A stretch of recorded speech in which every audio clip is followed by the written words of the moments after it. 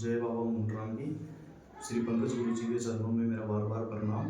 आप सभी भाई बहनों को भी मेरा हाथ जोड़ के प्रणाम। मैं अंकित भगत जी, गांव फुसापुर, डिस्ट्रिक्ट खैरतल तिजारा का रहने वाला हूँ।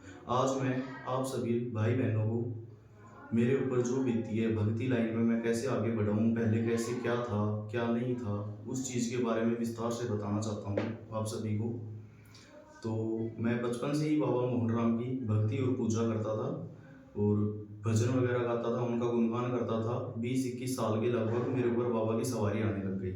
जैसे ही बाबा की सवारी आई तो लोगों ने मेरे को कहा कि गुरु बनाओगे तब आगे बढ़ोगे, क्योंकि जो सवारी आती थी वो बोलती नहीं थी। तो मैंने गोपीपुरा के जो पुराणमल हैं उनको मैंने गुरु बनाया। मैंने गुरु बना लिया था, लेकिन वो मेरे गुरु बने नहीं थे। उन्होंने मेरे शीश पे हाथ नहीं रखा था, ना ही कोई गुरु मंत्र दिया था मेरे को।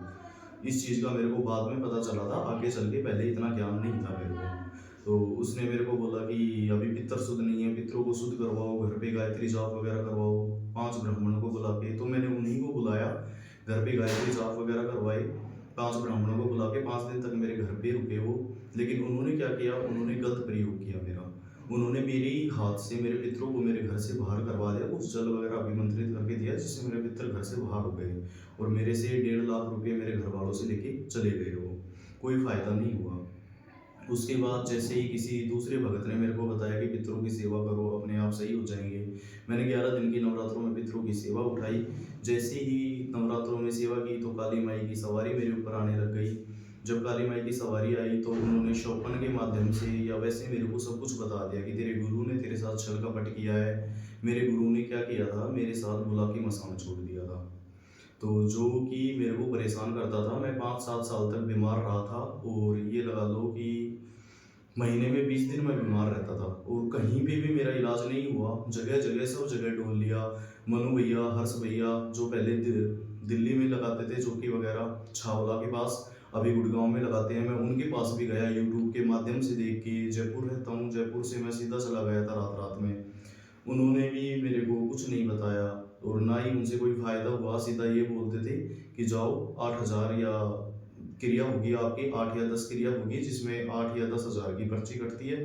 वो पर्ची कटवाओ और उसके बाद तेरा इलाज होगा घर का। तेरे घर में कटे पते प्रेत छोड़ रखे हैं, ये छोड़ रखा है। उन्होंने भी मेरे को यही बताया। और देवता की सवारी आती है लेकिन अभी नहीं बोलेगी। तो मैं वहाँ से भी आ गया। वहाँ से आने के बाद मैंने जगह जगह कम से कम 50-60 भगत देखे, जगह जगह पर गया, लेकिन किसी ने मेरा इलाज नहीं किया। उसके बाद देवी ने शोपन के माध्यम से मेरे को श्री पंकज गुरु जी, जो फैजाबाद गांव के रहने वाले हैं, नारनौल के पास पड़ता है, और अभी फिलहाल दिल्ली में रह रहे हैं, और गुड़गांव में उनकी तिगरा सेक्टर 57 में चौकी लगती है शिष्य के घर पर। तो वहाँ पे वो बैठते हैं। जैसे ही देवी की सवारी आई तो स्वप्न में देवी ने मेरे को उनके दर्शन कराए, पंकज गुरु जी के। उनके दर्शन करा के मेरे को देवी ने सब कुछ बताया कि आप उनसे मिलो, उनसे जाके करो, आपका संकट कट जाएगा, जो भी चीज़ है, और भक्ति लाइन में आप आगे बढ़ो, उनको गुरु बनो। तो मेरे गांव की कोई लेडीज है जो रिश्तेदारी वगैरह में पड़ती है उनके, तो मैंने उसके सामने ऐसे ऐसे चर्चा की। उसने मेरे को बताया कि ये पंकज गुरु जी हैं, हमारे ही हैं, रिश्तेदारी में पढ़ते हैं। तो वो मेरे को लेके गई। मैं जैसे ही पंकज गुरु जी के पास गया तो पंकज गुरु जी ने एक ही बार में मेरी जो भी बीती हुई बात थी, जो भी थी, मेरे को सब बता दिया। सब बताने के बाद उन्होंने कुछ उतारा वगैरह किया, जिससे मेरा रोग दूर हटा दिया। बुला के मसान जो आता था मेरे ऊपर, और मेरी शक्तियों को शुद्ध कर दिया।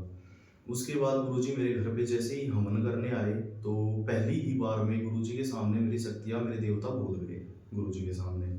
तभी बाबा मोहनराम ने स्वयं गुरुजी का चुनाव किया और मेरे को श्री पंकज गुरुजी की शरण में छोड़ दिया कि आज से आप ही इनके गुरु बनोगे और इन्हें मार्गदर्शन दिखाओगे। तभी से मैंने श्री पंकज गुरुजी महाराज की शरण ले ली और उनको अपना गुरु मान लिया। उसके बाद मैंने दीक्षा ग्रहण की गुरुजी से, और ये लगा लो कि मैं जगह जगह डोला था, बिल्कुल भी ठीक नहीं हुआ था। लेकिन जैसे ही मैं पंकज गुरुजी से मिला, उसके बाद से मैं बिल्कुल ठीक रहने लग गया। आज ये कंडीशन है, आज मैं श्री पंकज गुरुजी से ही कम से कम 10 से 12 इलाज करा चुका और वो लोग बिल्कुल ठीक हैं पंकज गुरुजी से।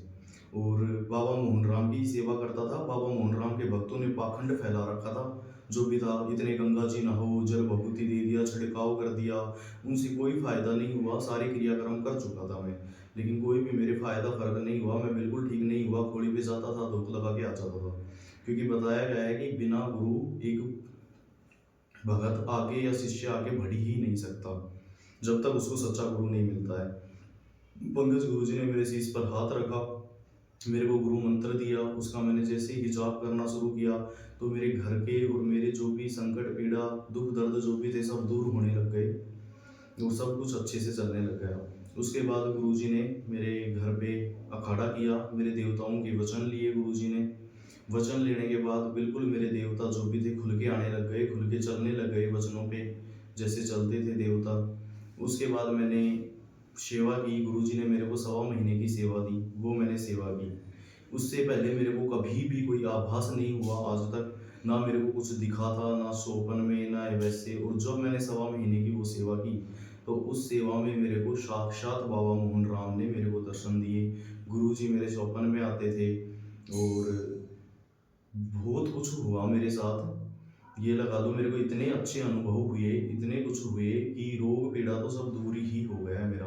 और आज मैं उस पद पे, उस लेवल पे पहुंचा दिया गुरुजी ने मेरे को कि आज मैं भी दुखियों का दुख दूर कर सकता हूँ, गुरुजी महाराज की कृपा से। नहीं, इससे पहले कुछ भी नहीं था, जगह जगह भक्तों के पास डोला था, लेकिन ना तो वो इलाज कर पाए थे, उन्होंने बस लूटा, जितना हो सके उतना लूटो।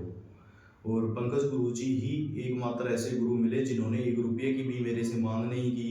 और मैं हमेशा यही सोचता था कि हे भगवान, मुझे ऐसा गुरु मिले जो 1 भी रुपया न मांगे। इन्होंने आज तक 1 भी रुपये की मांग नहीं की, अपने बाप की तरह हमें पाला है और बाप की तरह हमारा हर काम करते हैं। 1 भी रुपये लेते नहीं हैं हमसे, किसी भी तरह की कोई मांग नहीं करते हैं, ना दरबार में किसी तरह की मांग की जाती है, निःशुल्क इलाज किया जाता है। तो मैं सभी भाई बहनों से यही कहना चाहूँगा कि जितने भी मेरे भाई बहन हैं, वो जो बाबा मोहन राम की लाइन में हैं, या और किसी देवी की लाइन में हैं, या किसी की भी लाइन में हैं, भक्ति लाइन में आगे बढ़ना चाहते हैं और मेरी तरह वो उलझे हुए हैं, या उनके देवता बोल नहीं रहे हैं या बोल नहीं पा रहे हैं, तो एक बार आप सभी से हाथ जोड़ के मेरा निवेदन है कि आप गुड़गांव तिगरा सेक्टर 57 एक बार श्री महाकाल दरबार में आए और वहाँ पे गुरु महाराज से मिले, और जो भी आपका सॉल्यूशन प्रॉब्लम है उसका सॉल्यूशन 100% होगा। एक बार आप गुरु महाराज से अवश्य मिले आपके। जय बाबा की। धन्यवाद।